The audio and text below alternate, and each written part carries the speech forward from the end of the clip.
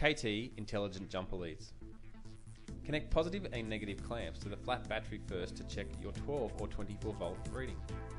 Simply connect the red clamp to the positive on the battery and the black clamp to the negative on the battery. A voltage reading of 12.8 volts indicates a healthy battery.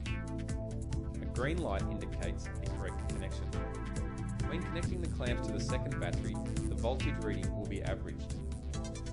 Simply connect the clamps to both batteries and the voltage display will average the voltage between the two batteries. The display will flash should your battery be overcharged or undercharged. When connecting the clamps incorrectly, a red light will appear in the voltage display. This indicates an incorrect connection.